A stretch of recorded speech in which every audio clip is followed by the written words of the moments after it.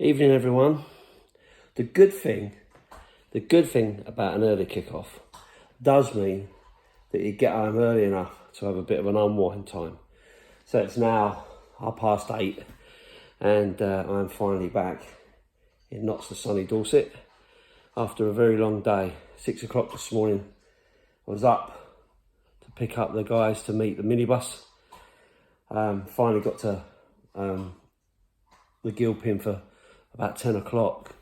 So a good 3-hour journey by the time we picked up the bus and stuff. But obviously worth it with a win. Have to say again, the performance wasn't really what we wanted, because obviously we're looking for a big win against lower league opposition.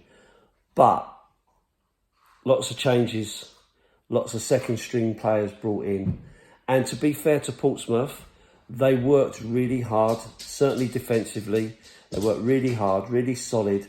They tried to close everything down and keep it tight. And they did their job. If it wasn't for a great strike from Harry Kane that brings him up one away from equaling Jimmy Greaves' record. If it wasn't for that goal, they'd have got a decent result out of today.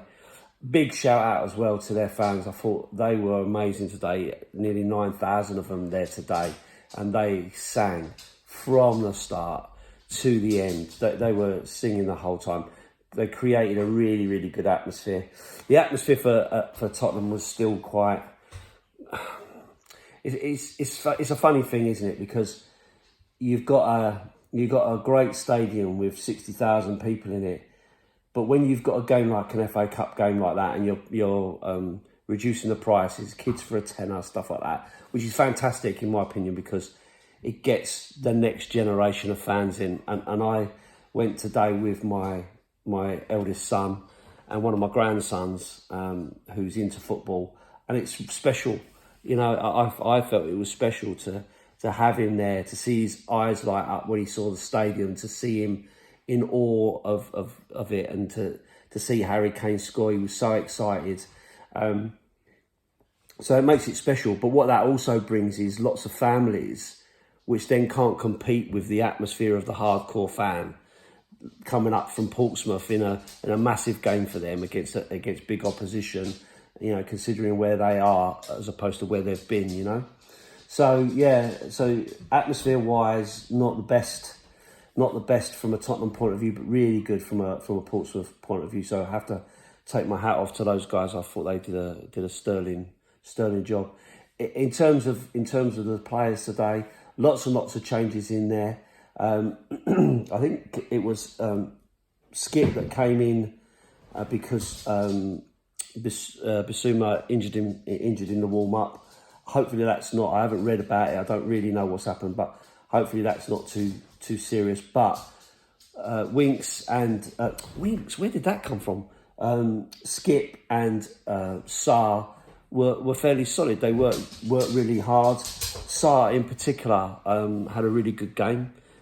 If it wasn't for the fact that I felt that Gill had a brilliant game today overall, I would have said Sarr would have been my man of the match. But for me, I had to give it to. I don't know if it's Gil or Hill. I don't know how they say it. I think it's probably Hill because it's Spanish, right?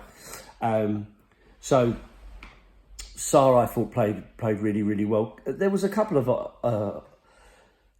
times where he kind of played a loose ball and stuff, but his work rate was really good. He was battling and he was trying to be creative, and I liked that. I thought he looked solid. Albeit, like I say, against Portsmouth, not against, you know, tougher opposition. But I say, for me, the highlight was Bryan Hill. I thought he ran, which I know he does anyway. He does run an awful lot. He still does get knocked off the ball. You know, we know that. And from what I understand is that they're trying to bulk him up. He's trying to be stronger in that position. But he never gives up.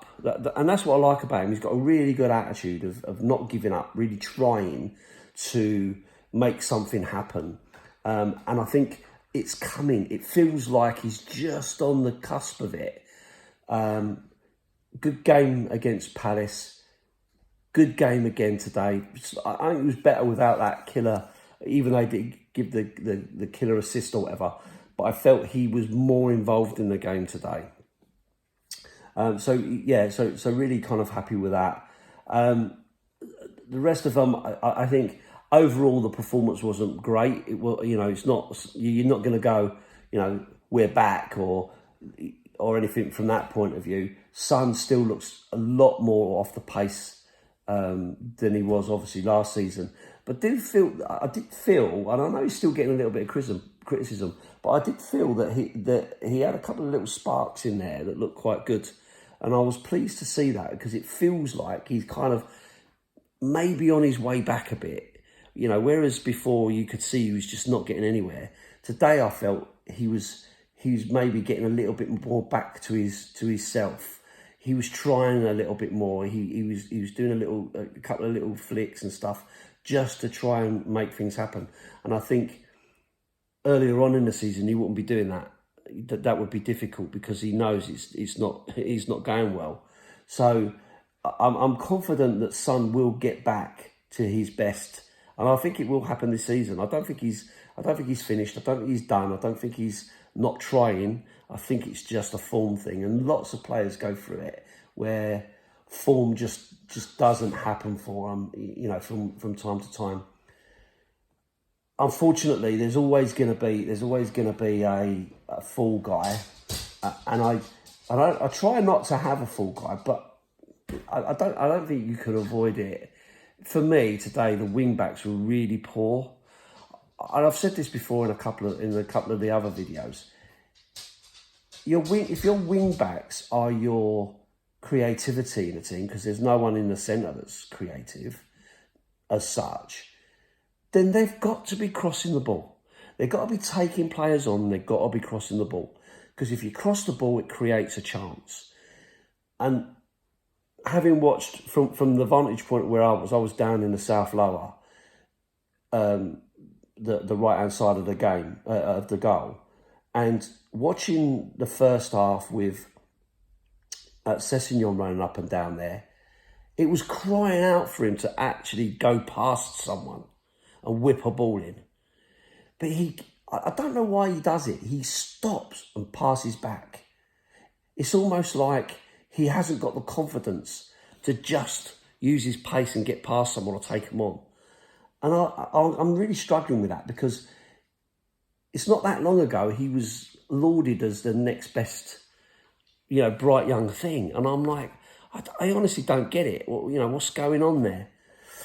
Then when you switch it in the second half, and then you're looking at Emerson Royale, and I'm like, the guy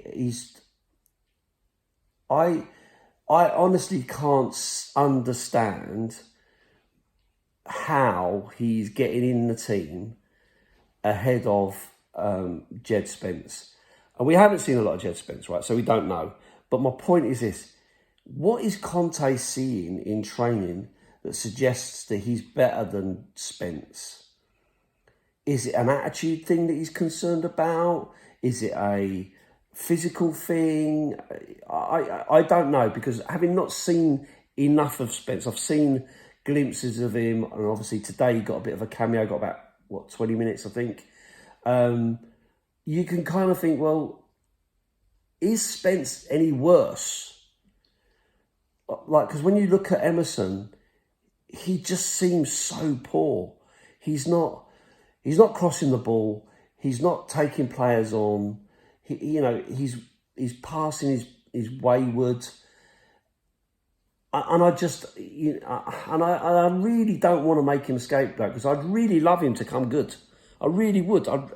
If he could turn it on and really come good, I would be the first to hold my hands up and go, fair play to him. I was the same with Sissoko. I used to think, what the hell's going on with that guy? How is he even playing for Tottenham at this level? Because I just can't see him doing any good at all. And then when he had that season, or half a season even, that he really came on and played well, I had to hold my hands up. I'm just going to get my coffee, sorry. I really had to hold my hands up and say, he played well today. He really turned it on, and I'm proud to say I was there and saw him score a couple of cracking goals. So I'm happy to go. Emerson, owe you an apology. You've really turned it on, but I'm just not seeing it happen, and that's really disappointing. Excuse me. Really thirsty, bloody hell. Daughter's talking and not really lubricating earlier on. So so I'm a bit disappointed that we can't do that with him, and I just don't understand why he still makes it above Spence, because I can't imagine that Spence is any worse, because Royale is bad. Watching him, he's bad. I mean, he did a step over thing today, tackled himself, and you can feel everyone in the crowd groaning and that, and you think that can't be good for him. Can't be good for him to hear that kind of groaning and that. It's horrible, but what do? You react. It's a passionate game, and you react. So yeah, it's a bit disappointing from that point of view, that we're just not getting that creativity coming from that, and that's not good enough. If you really wanna push on and play this system, you've got to have players in there who can do the job that you really want them to do. But listen, it's January, transfer window's open. We'll see what comes from that. But I guess the other thing I did want to touch on was Forrester, who getting dog's abuse all game because of his Southampton connections. But I've got to say, someone said to me, and I really agreed with them, they were a lot more comfortable with the passing back to him and him kicking it out as opposed to Hugo. And I've got to say, I agree with that. I think it was Matt. So Matt, if you're watching this, I'm sure it was you who said that to me. And I've got to say, I agree with you. I think you're absolutely right. He seemed really solid, a lot more solid than maybe Galini. From that perspective, maybe it's a good, maybe he is going to be a good backup for Hugo until, whatever happens with Hugo, whether he goes or whatever. I don't know what the future holds from that. But yeah, so listen, overall, we'll take it, right? It's a 1-0 win. We're in the hat for the next round. It was against lower league opposition, but a lower league opposition who wanted to stifle the game. They wanted to make it difficult, and they did. And their fans, they kept it going the whole way through, supported them all the way through. And it wasn't. I didn't feel that they threatened us really. Not really. I think there was one chance right at the beginning of the first half. Apart from that, I don't think Forrester really had an awful lot to do. So, I don't think they really threatened us from that point of view. But they were solid, and they did work hard to try to keep themselves in the game, which they did right up till the end. And there was always that opportunity that something could change. So, as I say, I'll take it. It is what it is, and we move on into the next round. Next weekend's going to be a totally different affair against the league leaders. So we'll see what Tottenham turn up for that. It needs to be a performance. Antonio, if you're watching, we don't just need a win, we need a performance. We need to really do the business against these guys. And that goes for the crowd as well. And I'm sure the crowd will really be up for it. I think it will be one of those really strong atmospheres there. I think it'll be one of those that we're really going to go, because they're going to be coming singing. They're top of the league. Why wouldn't they? And they're going to bring the Ashburton army, all dressed in black, where their face is covered. No face, no case. We've all seen it. So, that's going to be pretty scary. But, we'll see where we go from there. So, I'm going to leave it there and say up the Spurs, and I'll see you next week.